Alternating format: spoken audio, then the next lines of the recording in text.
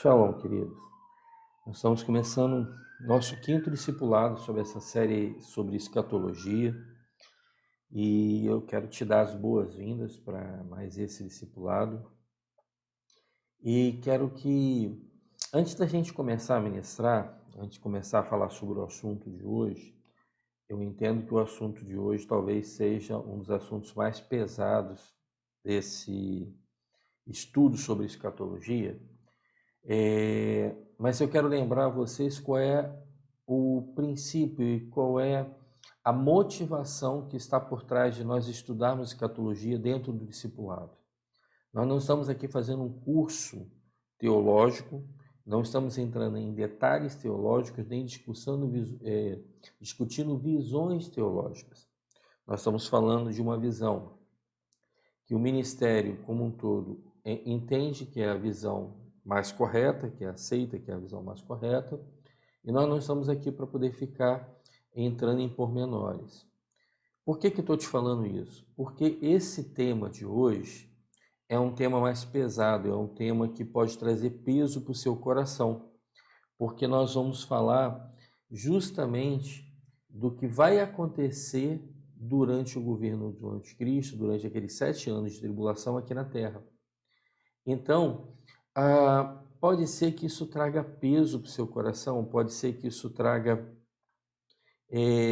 desconforto, mas eu quero te lembrar que a nossa ideia com esse estudo é mostrar tudo que vai acontecer de uma forma geral, né, escatologicamente falando, mas para te lembrar que o nosso Redentor vive e quando essas coisas estiverem acontecendo, o que eu vou dizer hoje vai acontecendo aqui na Terra, nós que estamos salvos estaremos na glória do Senhor, estaremos no tribunal de Cristo ou nas bodas do Cordeiro, celebrando o Senhor nesse tempo.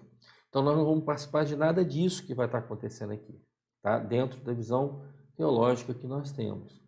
Agora, não deixe então o que vai ser dito aqui atemorizar o seu coração.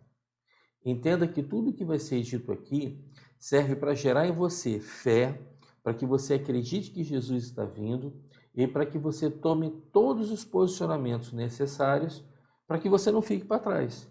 E aí sim, você tenha que viver os 7 anos de tribulação aqui na Terra e tenha que passar por todas essas dificuldades. Tá joia?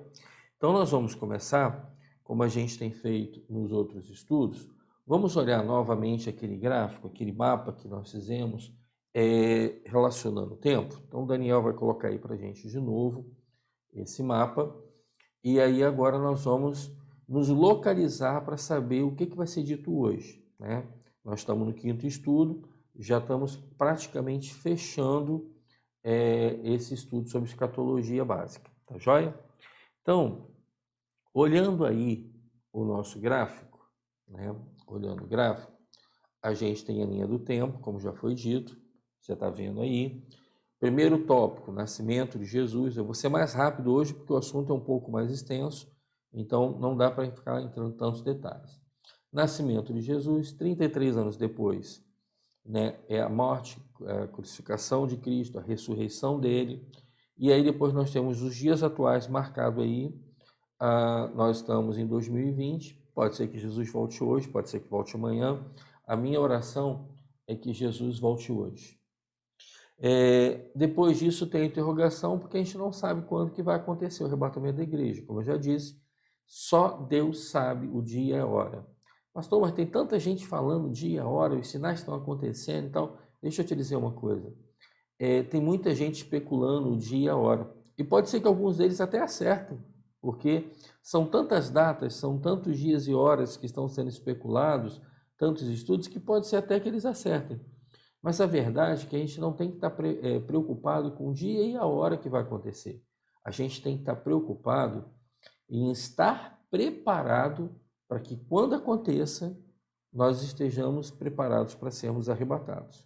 Ou preparados para quando Deus resolver nos tirar desse plano terreno, tirar-nos dessa vida, nós estarmos preparados para podermos dormir no Senhor. Tá joia? Então, essa tem que ser a nossa preocupação. Então, está lá arrebatamento da igreja e está o período de 7 anos que a gente chama de a grande tribulação. Semana passada, a gente falou sobre o que vai estar acontecendo no céu, que tem o tribunal de Cristo e as bodas do Cordeiro. Hoje, nós vamos falar do outro lado, o que vai acontecer aqui na Terra. E por isso que eu falei para você que a coisa vai ficar um pouco mais pesada, vai ficar mais tensa, porque nós vamos falar do que vai acontecer nesses 7 anos e vamos falar um pouquinho sobre o que são os 7 selos, as 7 trombetas, as 7 taças, o que elas representam e o que vai acontecer com relação a isso tudo. Então, são coisas realmente pesadas, né? De uma forma geral, a gente pode dizer que Deus vai pegar pesado nesse tempo para que as pessoas entendam de uma vez por todas quem é quem. Depois disso, depois que tudo isso acontecer, Jesus então bota realmente os pés na terra, volta com a igreja, com os santos, a gente clama, vê ali que é a segunda volta de Cristo, se concretiza a segunda volta de Cristo, Satanás é preso com seus demônios e tem o governo do milênio de Cristo. Depois desse governo do milênio, Satanás novamente é solto e aí há o juízo final e a eternidade para quem foi condenado e eternidade para quem está salvo. Tá joia? É o estado eterno determinado. Tá joia? Então, tirando agora o slide, nós vamos ler só um trecho, porque como nós vamos falar sobre os 7 selos, trombetas e os 7 cálices, são vários capítulos de Apocalipse que falam sobre isso. Nós vamos começar falando em Apocalipse capítulo 6. Né? E eu só vou ler esse Apocalipse capítulo 6, tá? Alguns versículos dele, porque depois a gente teria que pular para Apocalipse mais para frente, nós terminaríamos lá em Apocalipse 16. Então, seria uma leitura muito grande, muito extensiva para o nosso objetivo. Então, como referência, nós vamos ler esse capítulo de Apocalipse. Então, Apocalipse, capítulo 6, a partir do verso 1, tá joia? Nós vamos ler do verso 1 até o verso 17. Na verdade, nós vamos ler todo esse capítulo e ele vai ser o nosso único texto lido por completo nesse estudo para que a gente tenha tempo para falar do restante. Tá joia? Mas antes disso, vamos clamar para que o Espírito Santo abra o nosso entendimento, abra o nosso coração e desperte a nossa fé. E que tudo que vai ser dito hoje não te traga ansiedade, mas pelo contrário, te traga motivação e motivação correta. Lembra que falamos sobre o tribunal de Cristo? Te traga motivação correta para que você faça as coisas que tem que fazer, as coisas de Deus que precisam ser feitas, para que você não tenha que passar por tudo que vai ser dito agora. Tá joia? Então vamos orar, pedir discernimento, sabedoria a Deus e direção a Deus nesse tempo. Senhor, em nome de Jesus, eis aqui mais um dia em que nós estamos estudando a Tua Palavra, estudando o livro de Apocalipse, estudando as últimas coisas, escatologia, e nós hoje vamos estar falando sobre o que vai acontecer na Terra durante a tribulação. Pai, traz paz ao nosso coração e entendimento que isso vai acontecer para aqueles que estão aqui e não estão salvos. Pai, então, em nome de Jesus, traz ao nosso coração paz e convicção de que os sinais e os prodígios já estão perto, já estão sendo mostrados, que o Senhor está voltando. E a Tua palavra nos fala, no livro de Lucas, que em Lucas 21, 28, que quando esses sinais aparecerem, é para que nós levantamos a nossa cabeça aos céus e nos alegremos no Senhor, porque a nossa salvação está próxima, a nossa redenção está próxima. Nós não vamos ver nada daquilo que está sendo dito, que vai ser dito, que vai ser explicado hoje. Por isso, traz paz ao nosso coração, traz fé ao nosso coração, traz discernimento ao nosso coração, para que nós possamos crescer em conhecimento e possamos usar isso como ferramenta para evangelizar, para ensinar, para que outras pessoas também possam fugir desse tempo de tribulação. Em nome de Jesus. Amém. Bom, então vamos lá. Deixa eu abrir aqui a Bíblia. Apocalipse, capítulo 6. Daniel vai botar aí para vocês, né? Estou lendo a versão King James, provavelmente a mesma versão que ele vai colocar aí para vocês.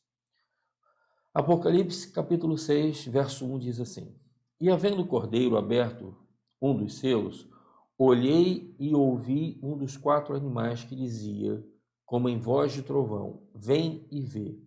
E olhei, e eis um cavalo branco, e o que estava sentado sobre ele tinha um arco, e foi-lhe dado uma coroa, e saiu vitorioso para vencer. O segundo selo, em havendo aberto o segundo selo, ouvi o segundo animal dizendo: Vem e vê.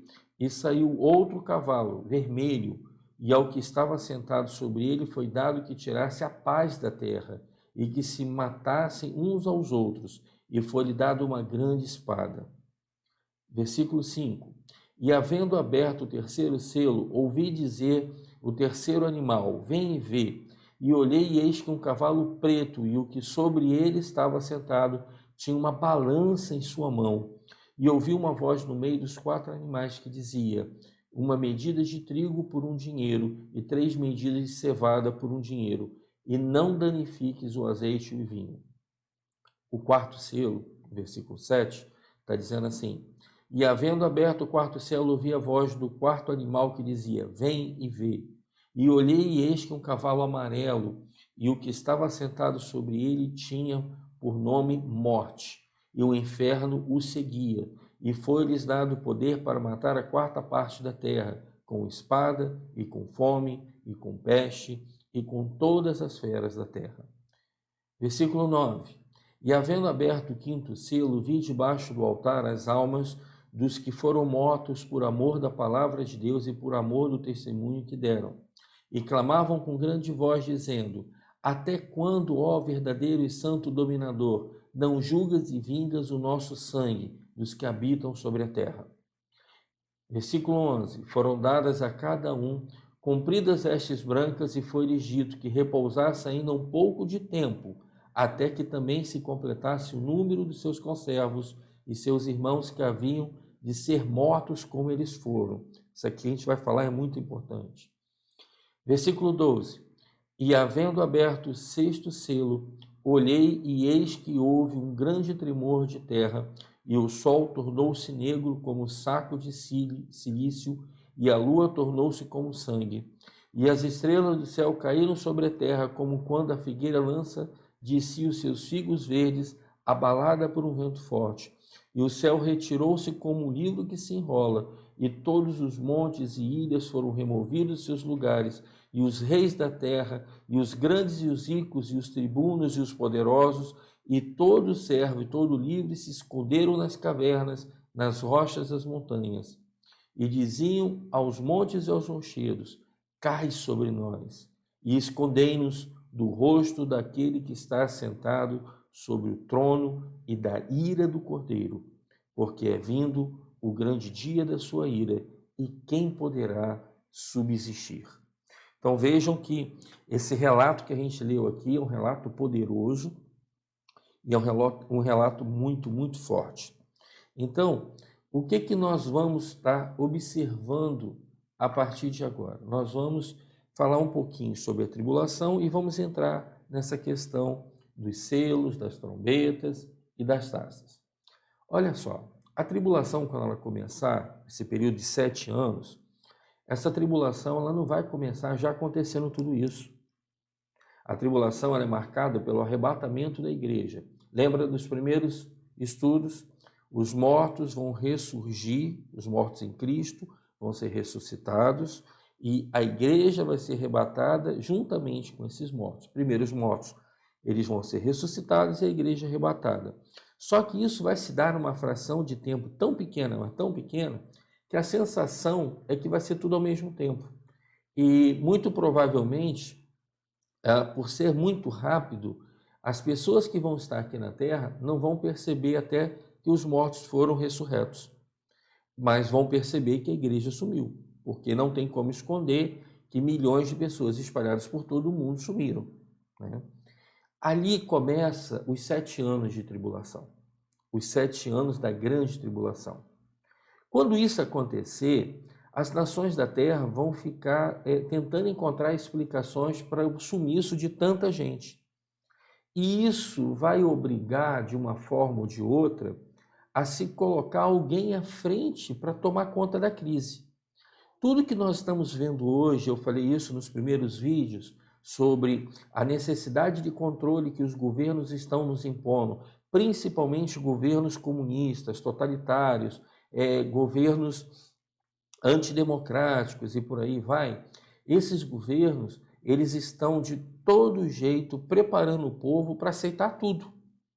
E durante a tribulação vai existir um governante só sobre todas as nações.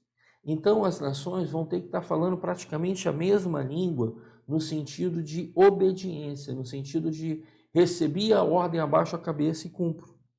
Então, nesse período, a população já vai ter sido tão bem treinada a receber ordens absurdas e achar que é normal, que é bom e fazer. Eu não vou polemizar aqui algumas questões, né? Mas, por exemplo, a gente sabe que agora está nessa pandemia, essa coisa toda, e no início da pandemia recebemos a ordem que a OMS estava dizendo para todo mundo, que era o seguinte: você está sentindo sintomas da doença, você não vai para o posto de saúde, você fica em casa, você só aparece no posto de saúde quando você estiver sentindo fortes problemas respiratórios. O que isso ocasionou? A população ouviu a OMS e ficou em casa. E muita gente morreu porque ficou em casa. Muita gente morreu porque não teve tempo de chegar ao hospital, não teve tempo de ser tratado, não teve tempo de receber um respirador para ser tratado e por aí vai. E eu não estou falando só de Brasil, eu estou falando de mundo. Eu estou falando que a OMS ela deu uma ordem mundial. E aí, isso é um mecanismo de controle. Se nós analisarmos o que está acontecendo hoje, os tratamentos que estão sendo usados, que teoricamente a OMS diz que não tem 100% de eficácia ou comprovação científica, mas todo lugar que está usando o tratamento está tendo bons resultados, nós vamos ver que isso não passa de apenas um treinamento mundial para nos manter sob controle. A OMS fala alguma coisa e todo mundo abaixa a cabeça e cumpre. Eu falei sobre isso nos primeiros vídeos. E aqueles que se revoltam contra o que a OMS está falando, porque não concordam com o que a OMS está falando, então essas pessoas são tidas como loucas, são tidas como anticientíficas, etc, etc. E olha só que interessante, a OMS bateu desde sempre em cima de um medicamento, dizendo que o medicamento não tinha eficácia nenhuma contra essa pandemia. Bateu firme dizendo que ninguém devia tomar esse medicamento porque ele fazia mais mal do que bem. 3 meses depois da pandemia, a OMS vem a público dizer que o estudo que ela tinha se baseado para dizer que o medicamento não é bom, era um estudo que não foi feito da maneira correta. E o que a OMS fez para se consertar? Ela fez um pedido de desculpas. Mas eu não estou aqui falando mal da OMS, eu não quero aqui criar um problema político ou ideológico, não é isso.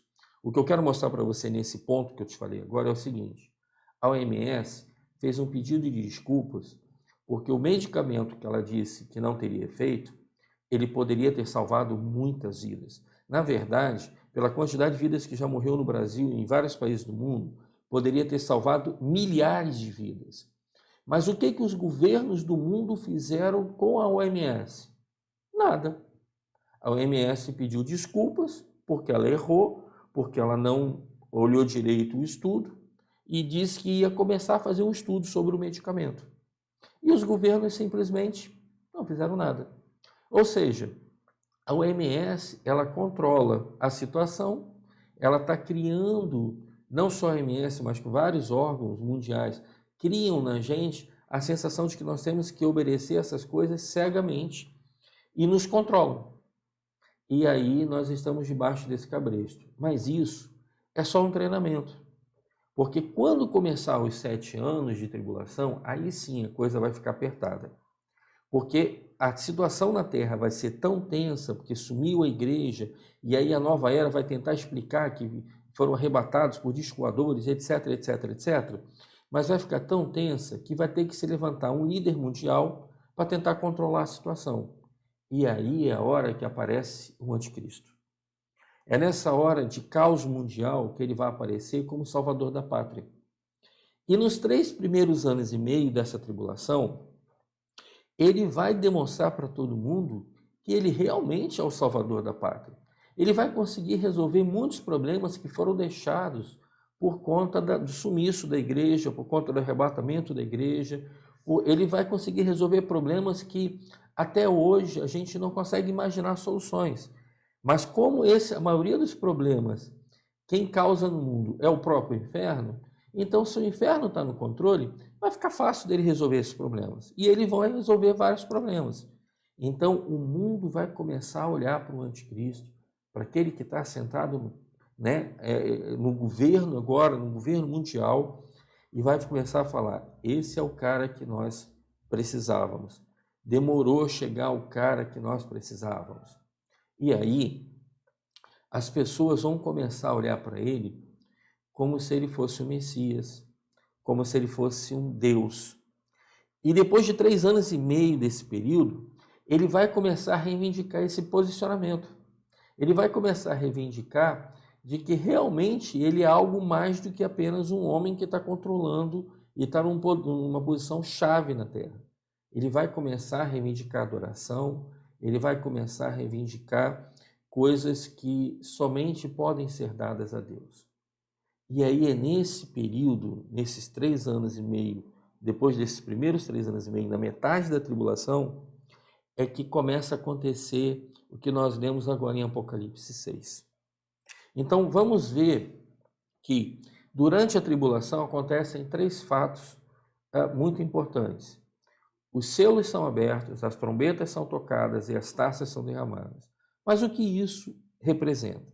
O que são os selos, as trombetas e as taças? Vamos lá.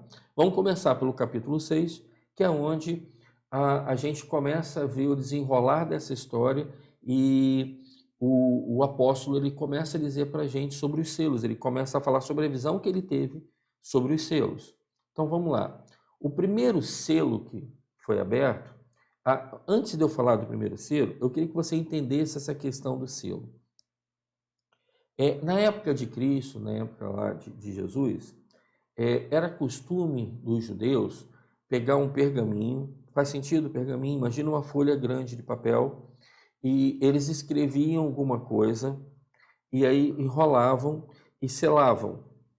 Escreviam mais alguma coisa, enrolavam e selavam. E dentro de um pergaminho podia haver vários selos. A pessoa que recebia aquela carta, aquele pergaminho, ela rompia o primeiro selo e ela recebia uma notícia.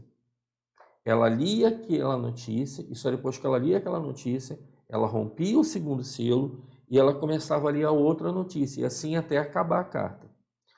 Essa visão aqui que o apóstolo teve, ela é baseada nessa figura, é baseada nessa estrutura cultural que havia na época. Então, imagine que ele viu um grande rolo, um grande pergaminho, e esse pergaminho tinha vários selos dentro dele. Então, o primeiro selo é aberto. E o que o primeiro selo revela? O primeiro selo revela um rei, um cavaleiro, em cima de um cavalo branco, com um arco e também com uma coroa.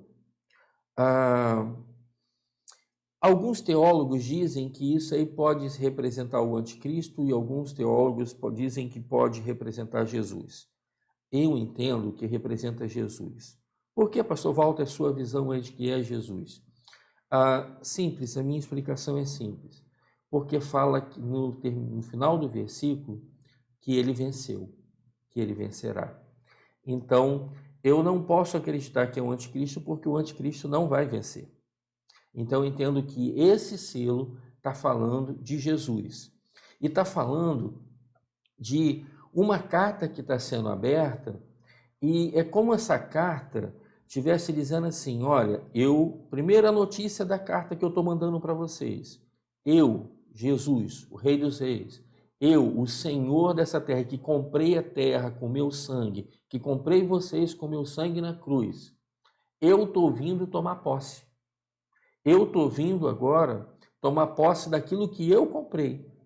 Então, o primeiro selo revela isso para a gente. Jesus está dizendo, olha, agora eu vim tomar posse. Só que antes de eu tomar posse, antes de tudo se concretizar, algumas coisas vão ter que acontecer, né? E aí a gente vê que as trombetas tocam. O que representa as trombetas? As trombetas eram usadas para poder conclamar o povo, para poder conclamar o exército, dizer que o rei estava chegando, dizer que a vinda do rei estava próxima, dizer que a vinda de um exército estava próxima, ou conclamando um exército. Então, tudo tem um sentido figurado e uma coisa completa a outra. E os cálices? O cálice cheio, quando transborda, a visão figurada da época é que o cálice, quando ele estava cheio e transbordava, significa que aquela pessoa já estava cheia de ira e a ira dela se transbordou. O vinho derramado significa que a ira estava sendo derramada, ou seja, o juízo estava sendo derramado.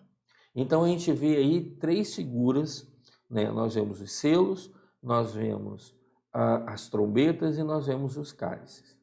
Eu quero falar um pouquinho sobre cada um, porque se a gente for falar e aprofundar sobre cada um deles, é assunto para mais de metro. E como eu já disse desde o primeiro discipulado, a nossa ideia não é dar para você um estudo teológico.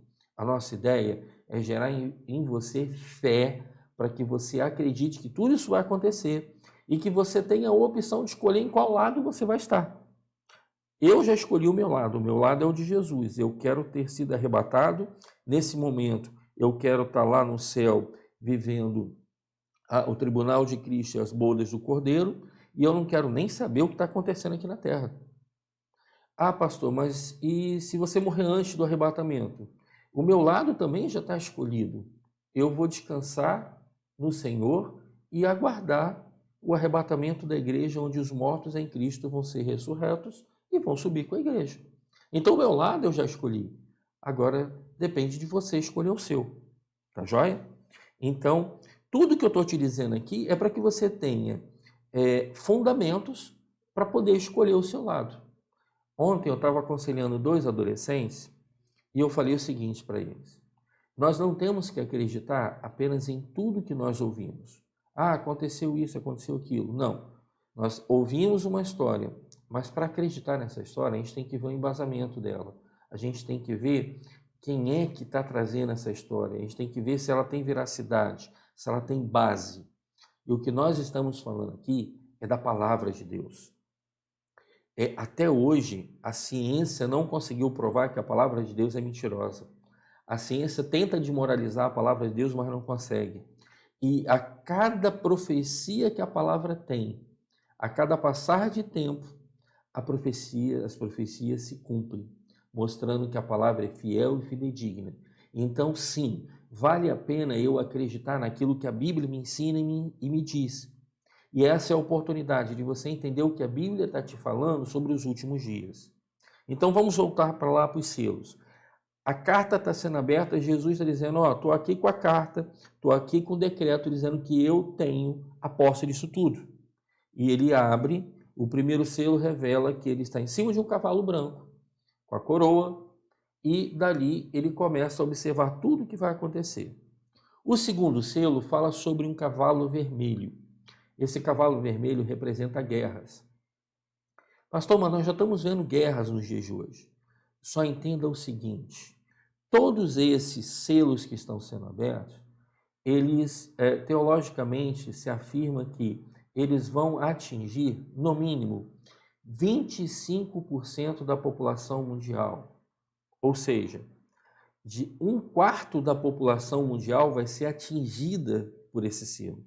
Quando nós falamos de guerra hoje, eu não sei te dizer a proporção, mas quem está envolvido com guerra hoje na Terra não é, talvez, 1/20, mas aqui nesses selos, 1/4, ou seja, de cada 10 pessoas, tá?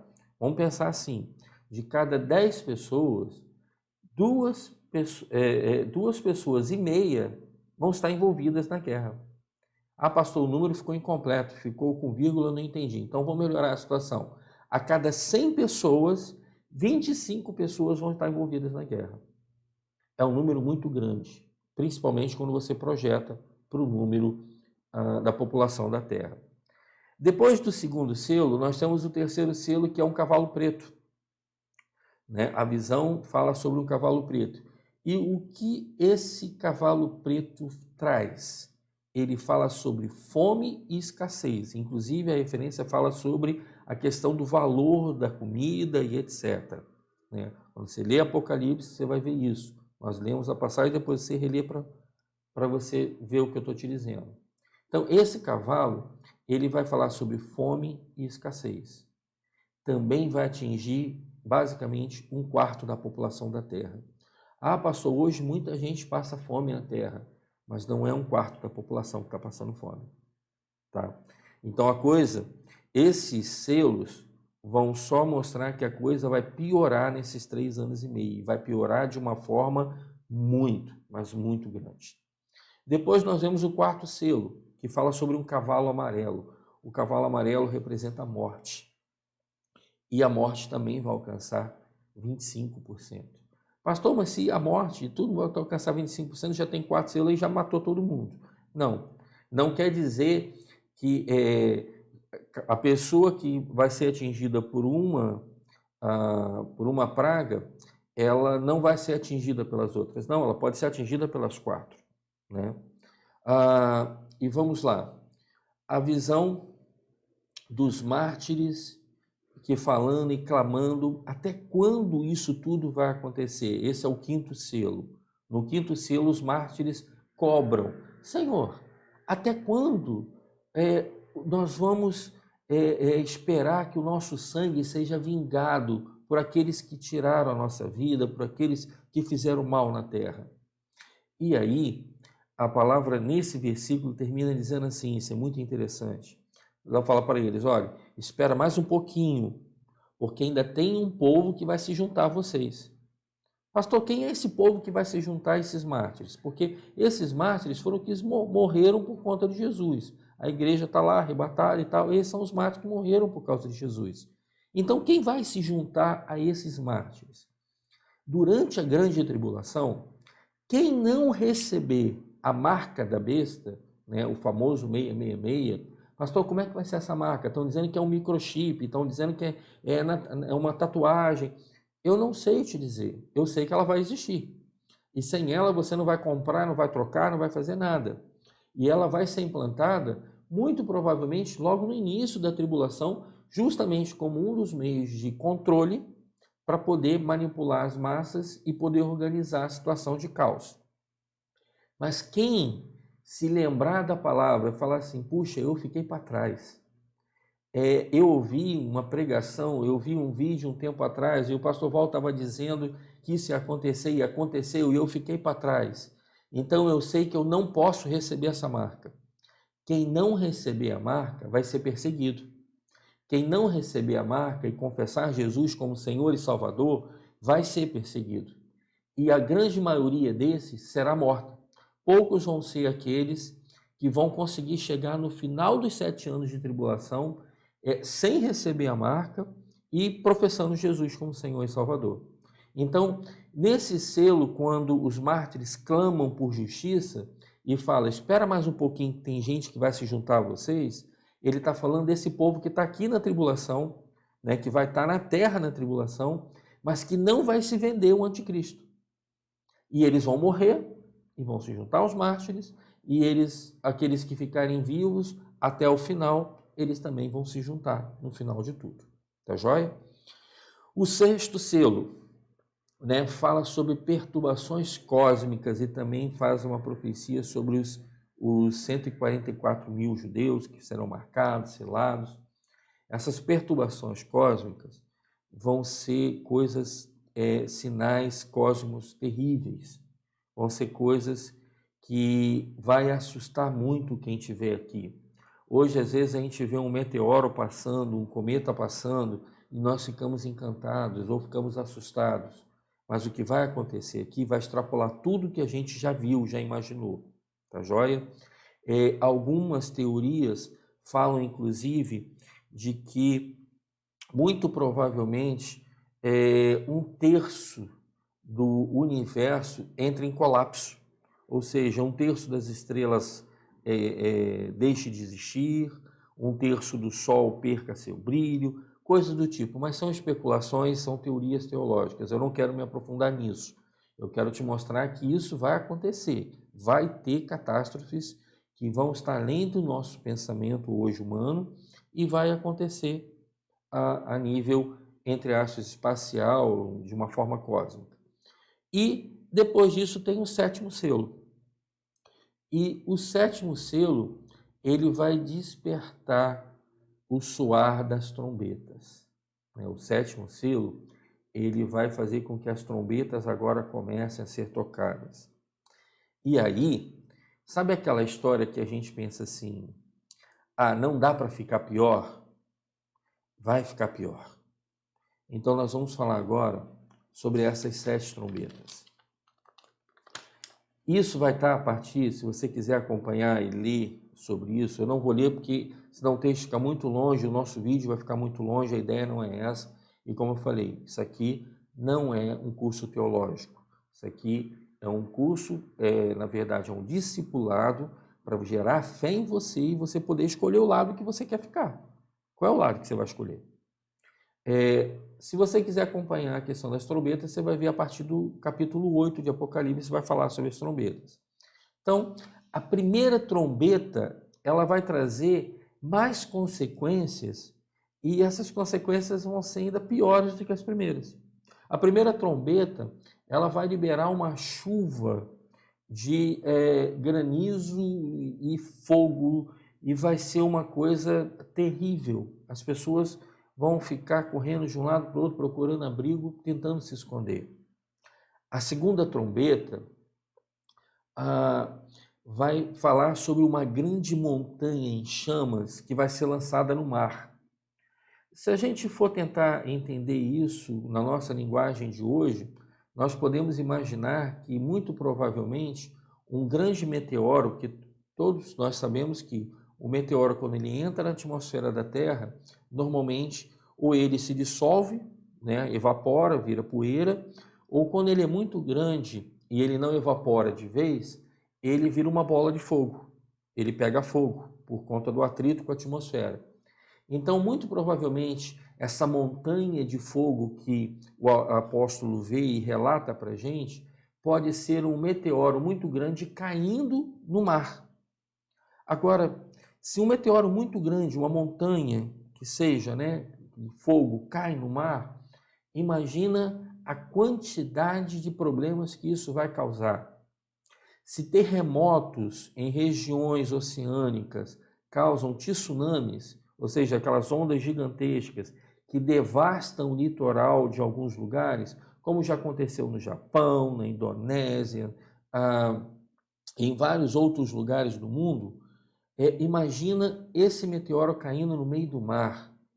Isso vai ser muito pior do que vários terremotos acontecendo nessas falhas geológicas. E aí, muito provavelmente vão haver maremotos, vão haver terremotos, e a coisa vai ficar cada vez pior. Depois disso, a terceira trombeta vai falar que as águas vão se tornar amargas. As águas vão ficar impróprias para se beber. E isso é algo terrível, porque a gente consegue ficar um bom tempo sem comer. Eu, por exemplo, que estou acima do peso, eu consigo ficar uns bons dias sem comer, que eu não vou morrer. Mas sem beber água, o ser humano não aguenta ficar sem beber água por muito tempo. Então imagina as pessoas, o desespero das pessoas procurando uma fonte de água que possa ser usada para beber. Então percebam, a cada sinal a coisa vai só piorando. E o mais interessante de tudo é que as pessoas vão ser tão enganadas pelo anticristo que a gente vê aqui, e não tem essa base que você está recebendo hoje, que elas vão ver tudo isso e elas vão querer culpar Deus. Elas vão dizer, está vendo como Deus é ruim? A gente sabia que Deus era ruim, porque Deus, se fosse bom, aí entra aquela história, se Deus fosse bom, não deixava o mal entrar no mundo, e agora Deus está castigando o mundo porque Ele mesmo deixou o mal entrar no mundo. Amados, isso é o argumento do inferno para convencer quem estiver aqui na terra de que vale a pena continuar se rebelando contra Deus. Mas quem for um pouco inteligente vai perceber que isso não é para aqueles que creem em Deus, isso não é porque Deus é mau, mas isso é juízo. A pessoa que comete um crime e ela é condenada, a condenação dela não é para fazer mal a ela, a condenação dela é para provocar juízo. A condenação é de juízo e não para fazer mal à pessoa. Até mesmo em países onde, por exemplo, nos Estados Unidos, que alguns estados aceitam a pena de morte, e eu não estou dizendo que eu sou favorável à pena de morte, não entenda isso, mas quando a pessoa comete um crime que se enquadra na pena de morte, a pena de morte não é para fazer a pessoa sofrer. A pena de morte é o juízo, é a consequência do mal que ele fez. E tudo isso aqui é consequência do mal que a humanidade vai estar fazendo. E nós estamos falando da grande tribulação, aonde o anticristo está governando. Mas ele vai tentar convencer as pessoas de que tudo isso é culpa de Deus. E quem ficar, e aí eu estou falando agora para você que está na dúvida de qual lado você vai ficar, se Jesus voltar amanhã, se começar a tribulação e você ficar, então não se engane, não é culpa de Deus, é consequência. Sabe aquele pecado que você comete e que a coisa dá errada? A culpa não foi de quem te induziu a fazer o pecado, a culpa não foi de Deus, a culpa foi sua porque você decidiu pelo pecado. E aí teve consequência. Ah, pastor, mas eu posso pedir perdão no meu pecado? Pode, Deus vai te perdoar do pecado. Mas a consequência talvez ela vai existir. Muitas vezes quando nós pedimos perdão dos nossos pecados, nós conseguimos arrancar as sementes que lançamos e as consequências elas não vêm com toda a força. Mas tem situações que a consequência vai ter que vir. E nesse caso aqui de Apocalipse, vai vir a consequência e não tem para onde correr. Então, falei sobre a questão da trombeta e das águas amargas, e aqui nós vamos ver que a cada trombeta a coisa vai continuar piorando. E a mesma coisa vai acontecer quando a gente olhar para as taças. Na quarta trombeta, 1/3 das estrelas e do Sol serão destruídos. É aquilo que eu falei da teoria de que o Sol pode dar uma encolhida em 1/3 do seu tamanho. Ah, pastor, mas o Sol está tão longe, se ele encolher 1/3, qual é o prejuízo que vai dar? Simples. O Sol hoje está numa posição estratégica com relação à Terra. O Sol hoje está numa posição correta para poder ter as estações que nós temos e gerar vida na Terra. Se o Sol diminuir de tamanho em 1/3, significa que, no mínimo, 1/3 do calor que nós recebemos hoje vai diminuir. Então, imagina só, nós que temos uma temperatura média aqui no Espírito Santo de 30%, então fazendo uma matemática básica, eu não sou astrônomo, eu não sou nenhum estudioso de astrofísica, mas eu estou usando uma matemática simples para poder exemplificar. Se o Sol encolher 1/3, eu entendo que o calor que ele vai gerar vai ser menor em 1/3. Se a temperatura média que nós temos aqui no Espírito Santo é de 30 graus, então nós vamos perder pelo menos 1/3 dessa temperatura. Na matemática simples, a temperatura vai cair em 10 graus. Ah, pastor, vai ficar em 20 graus, vai estar bom ainda. Joia. Mas e nos lugares do mundo que a temperatura máxima já é de menos 10 graus, já é de menos 20, em lugares que a temperatura é de 0 grau, isso vai ter consequências também. Continuando, a gente vê na abertura, no toque da quinta trombeta, que demônios vão ser liberados. E alguns estudos teológicos dizem que a morte vai ser presa nesse período e que esses demônios vão ser liberados, porque esses demônios são tão terríveis que as pessoas vão procurar morrer, mas elas não vão conseguir morrer. A morte vai ser presa, ninguém vai poder morrer nesse período porque os demônios são terríveis. Mas veja bem, é o que eu estou te falando. Existem teorias teológicas. Citei uma para te dar um exemplo de quão terrível isso pode ser, tá bom? mas você aprofunda, faça seu estudo. Se você encontrar uma outra corrente teológica que fala outra coisa e você achar que é mais válido, tudo bem. O que é preciso ficar gravado na tábua do nosso coração é que essas coisas vão acontecer e elas não vão ser agradáveis. Elas vão acontecer e elas vão ser terríveis. E não podemos desejar estar aqui nesse tempo. Não podemos dar a chance de estarmos aqui nesse tempo, porque se nós dermos essa chance, vai ser muito sofrimento. Se você acha que já sofre hoje com o que você passa nessa vida, não é nada perto do que nós estamos falando aqui. Sexta trombeta, né? Mais demônios vão ser soltos. Então, quer dizer, mais demônios vão atuar e perturbar aqueles que vão estar aqui. Sétima trombeta, a chegada do reino de Deus. A sétima trombeta, ela vai anunciar, então, que Deus está realmente vindo e acabando com tudo isso. Mas ainda tem as taças, sim. A visão das taças foi dada depois. Mas, numa ordem cronológica, a gente pode dizer que nessa aqui é chegada o reino de Deus, ou seja, Jesus agora vem para poder tomar de vez o que é dele, abrir o pergaminho dizendo, é meu, tudo é meu, estou abrindo os selos, estou tocando as trombetas, estou avisando que estou chegando e agora eu cheguei, agora eu vou tomar posse. E nesse tempo, os exércitos vão se juntar contra Jesus e vão tentar alguma coisa. Mas vamos falar das taças.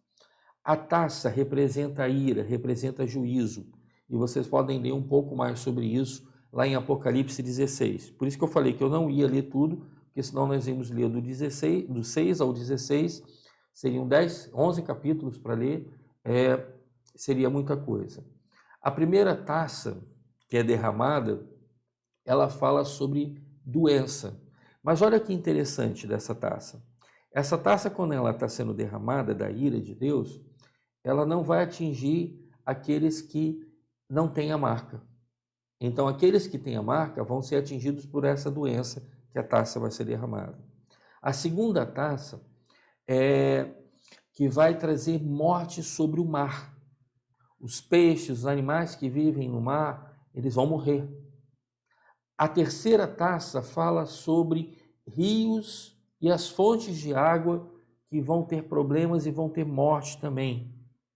Então, veja que as taças, esse juízo, elas se encaixam muito no que acontece também na liberação das trombetas, né? As trombetas anunciam e as taças mostram o juízo de Deus.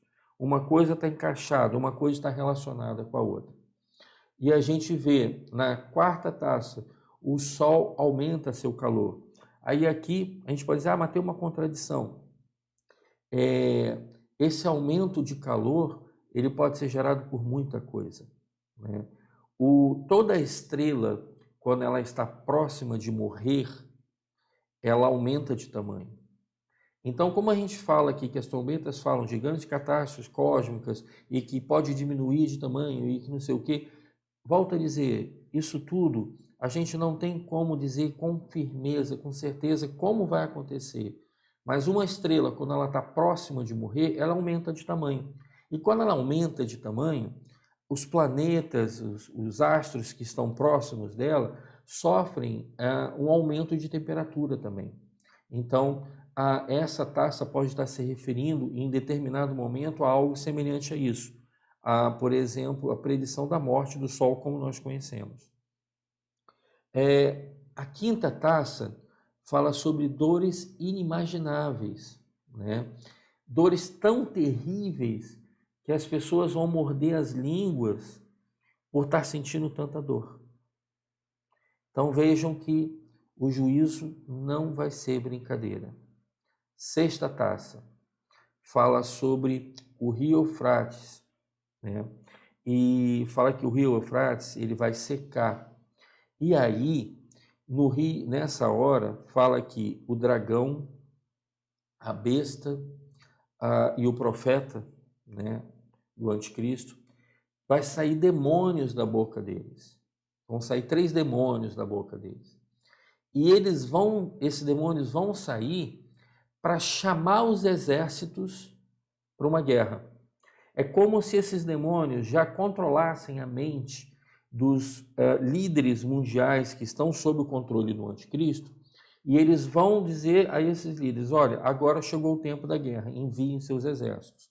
Por isso que eu falo que essas taças, elas estão, na nossa visão, andando meio que em paralelo com a questão das trombetas. As trombetas estão tocando, as coisas estão acontecendo, e as taças, o juízo está vindo sobre as pessoas, tá bom? Nesse momento, o anticristo vai estar conclamando o seu exército para a luta contra Jesus, porque ele sabe que Jesus vai estar voltando. Lembra da última trombeta? Que é Jesus dizendo: cheguei. Na sexta taça, Satanás já vai estar preparado para a sétima trombeta. Então, o que vai acontecer é: Satanás vai convocar os exércitos para a grande batalha, que nós já falamos algumas vezes aqui, a batalha do Armagedon, né? E aí vai vir a última taça da ira do juízo de Deus, que vai falar sobre terremotos, quedas de pedra do céu, ou seja, de repente meteoros que vão cair, enfim, vai falar que os homens vão se esconder e vão blasfemar contra Deus. Lembra que eu falei que tem muita gente que, vendo tudo isso, ainda vai dizer que a culpa é de Deus? A culpa não é de Deus. A culpa é do homem que caiu em pecado. A culpa é do homem que entrou em juízo.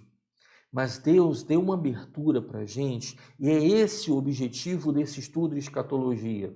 Nós temos alguns teólogos dentro da igreja, né, como eu já falei, que podem discordar de algumas coisas que eu coloquei aqui, que é a nossa visão ministerial.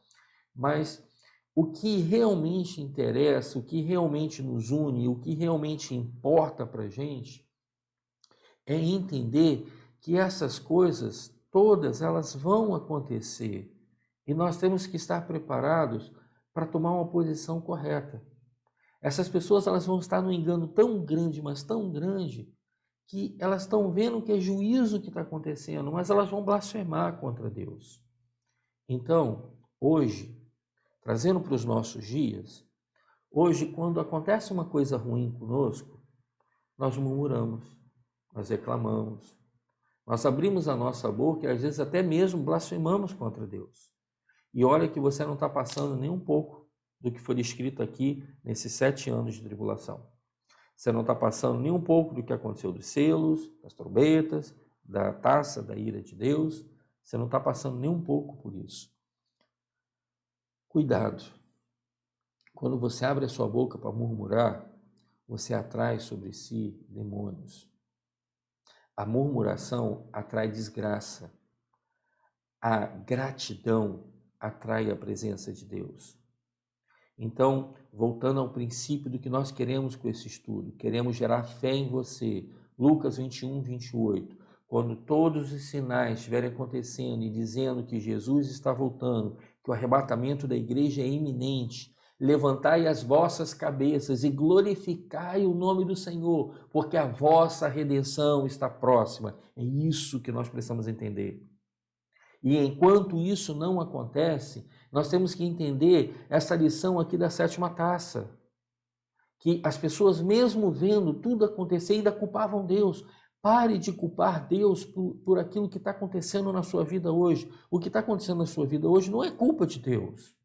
É culpa das suas escolhas. É culpa do pecado. Então, tem jeito para consertar o que está acontecendo na sua vida, tem como melhorar muita coisa do que está acontecendo na sua vida, mas depende de você se posicionar, depende de você tomar postura. Eu quero fechar, né, com um versículo que não está falando sobre Apocalipse, mas é um versículo que eu falo muito na igreja, é um versículo que eu bato muito nessa tecla na igreja, porque eu quero gerar na igreja um coração grato. Eu quero ser alguém, quando eu for apresentar, quando eu estiver diante do tribunal de Cristo e eu for apresentar os meus frutos, eu quero ser alguém que pode ter nos frutos, falar assim: Senhor, eu tentei gerar na igreja o sentido de gratidão. E eu estou pensando na motivação correta, porque eu sei que se eu conseguir apresentar esse fruto para Deus, Você sendo grato, a sua vida melhora, a sua vida vai ser transformada, a sua vida vai ser outra. Você vai atrair a presença de Deus para você. É isso que nós precisamos entender. Então vamos fechar com 1 Coríntios, versículo que eu cito muito, falo muito. 1 Coríntios, capítulo 10. 1 Coríntios, capítulo 10, verso 10. Vamos lá. Olha só a tradução King James, como ela já começa dizendo. Reflita sobre isso. E não murmureis, como também alguns deles murmuram. Quem são esses alguns deles? Aqueles que não têm Cristo. Aqueles que não têm Deus na sua vida. Que murmuram por murmurar, porque reclamam, porque querem reclamar. Eu estava na dúvida até ontem se eu ia conseguir fazer o meu estágio para me formar na faculdade. E aí ontem trouxeram a notícia de que vai ter o estágio. O estágio não vai ser nada daquilo que nós esperávamos, o estágio não vai ser um estágio bom, mas eu vou me formar. Então, apesar do estágio não ser aquela coisa que eu esperava, que seria bom para mim, que eu imaginava, que eu sonhei, eu tenho que ser grato, porque eu vou me formar. Mas eu estou vendo muita gente que está reclamando do estágio, ao invés de ser grato porque vai formar. É isso que você tem que ver. Nós temos que olhar dentro das situações o que nós podemos ser gratos.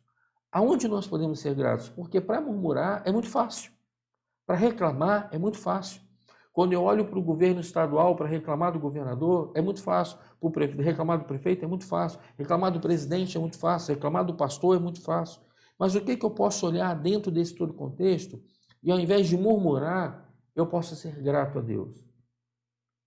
Ah, pastor, mas eu vou aceitar tudo que é ruim? Não, eu coloco em oração diante de Deus, mas eu não murmuro. Eu olho para o que o presidente, o governador, o prefeito, o pastor estão fazendo de errado e eu apresento a Deus, como eles são autoridades, eu apresento a Deus.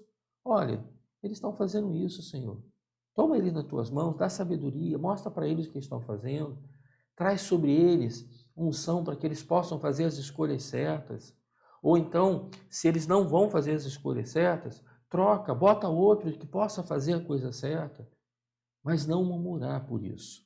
Mas olha o que a palavra, e aí, olha o que a palavra fala. 1 Coríntios, capítulo 10, versículo 10, fechando a ministração de hoje para que nós possamos orar. E não murmureis, como também algum deles murmuram, e pereceram pelo destruidor. Em algumas traduções está dizendo anjos exterminadores, ou seja, demônios. Quem murmura atrai demônio. Então, tente ser grato. Você está tendo a oportunidade de uma igreja que está tentando te acompanhar, que é falha, eu sou falho como pastor, mas uma igreja que está tentando te acompanhar, que está fazendo estudo para te dizer o que está acontecendo, o que vai acontecer nos últimos dias. Tem que ser grato. Ah, mas eu vi um erro, o pastor falou um negócio lá que eu não concordo, que não é teologicamente correto. Me procure e fala assim, pastor, o senhor errou lá, o senhor falou um negócio que não é bíblico. Se realmente eu falei alguma coisa que talvez esteja errado, eu me conserto. Mas não murmura por conta disso. Isso não vai trazer bênção para você. Entenda que a gratidão, ela faz toda a diferença. E o meu ponto de gratidão nesse estudo é, Senhor, muito obrigado, porque o Senhor me fez uma promessa quando o Senhor morreu e ressuscitou. O Senhor disse que estava indo para os céus, estava indo preparar uma morada para mim. O Senhor enviaria o Consolador e o Consolador habita dentro de mim. Sua promessa se cumpriu até aqui. E a sua promessa termina dizendo que o Senhor vai voltar e que o Senhor vai vir buscar a sua igreja e aqueles que morreram no Senhor. E é disso que nós estamos falando. Jesus vai voltar e vai buscar aqueles que são dele. E eu te pergunto, se Jesus voltar hoje, você está certo da sua salvação? Eu quero orar com você, eu quero entregar esse estudo a Deus, eu quero pedir a Deus que faça em você todo o efeito que a palavra deve fazer, porque a palavra nunca volta vazia para Deus. Ela sempre faz o que ela tem que fazer. Mas isso depende do seu coração. Se você tiver o coração fechado, não vai acontecer muita coisa. Mas eu espero que a palavra faça tudo o que tem acontecendo no seu coração. porque eu quero estar junto com você na glória, nas bodas do Cordeiro, no tribunal de Cristo, juntos nos alegrando, juntos no milênio. No próximo estudo a gente vai falar sobre essa parte, milênio, e provavelmente no próximo estudo a gente fecha todo esse contexto. Tá joia? Então, vamos orar para que o Espírito Santo nos guarde, nos dê sabedoria, nos ajude a não murmurar e nos ajude a despertar fé em acreditar que Jesus vem, como Lucas 21, 28 fala, e ele vem para buscar a sua igreja. Amém? Senhor, em nome de Jesus eu oro nesse momento para que o Senhor gere fé no nosso coração, para que o Senhor nos abra o entendimento, para que nós possamos fazer o melhor para Ti, para que nós possamos fazer as coisas pela motivação certa e não para poder aparecer para as pessoas. Que nós possamos fazer o que pode nos aproximar de Ti, que nós possamos fazer tudo aquilo que vai nos aproximar do Senhor, porque nós precisamos nos aproximar do Senhor. Nós precisamos ter intimidade contigo. Então nos ajuda a não murmurar, nos ajuda a ser gratos, nos ajuda a não murmurar pelas dificuldades, mas a encontrar dentro da dificuldade alguma coisa para ser grato. Em nome de Jesus, Pai, nos ajuda a desenvolver a gratidão de um nível tão sobrenatural que a nossa gratidão atrai a Tua presença e as pessoas que estiverem ao nosso redor sintam a presença de Deus sobre a nossa vida. Pai, eu profetizo sobre todos aqueles que estão nos assistindo, que vão ouvir esse estudo, que vão participar desse estudo, que todos eles, que todos nós, não vamos participar dos eventos que foram ditos hoje. Nós estaremos na glória durante a tribulação, estaremos na glória com o Senhor, seremos arrebatados ou seremos ressurretos com o Senhor e estaremos no tribunal de Cristo, nas bodas do Cordeiro, aguardando para governar a terra no milênio. Em nome de Jesus eu profetizo bênção sobre todos aqueles que têm nos acompanhado, que têm perseverado e têm estado conosco. Em nome de Jesus, amém. Gente, amo vocês. Beijo. Que vocês possam ser muito edificados nesse tempo, nesse estudo. E domingo estamos juntos, em nome de Jesus. Domingo, mais um culto semipresencial, 30 pessoas, o restante assistindo pelo YouTube. Eu peço perdão a vocês pelos problemas do YouTube. A gente não está conseguindo entender o que está acontecendo para dar aquelas falhas de áudio. Está tudo funcionando normalmente, o computador, tudo normal, mas dá aquelas falhas de áudio. Então tenha um pouco de paciência quando der a falha. Reclama, ó, deu falha, para que a gente perceba e mexa lá, que a gente vai mexer na mídia. Mas não murmure, seja grato. E não abandone o canal, não saia da live só porque ficou sem áudio. Espera um pouquinho que vai ser resolvido. Domingo passado isso aconteceu. Enquanto eu estava falando, o som ficou mudo, daqui a pouco veio um som estridente misturado e daqui a pouco o som acertou. Então quem saiu da live terminou a ministração e acabou perdendo. Então não saia, tenha paciência, seja grato, em nome de Jesus. Amo vocês, beijo a todos.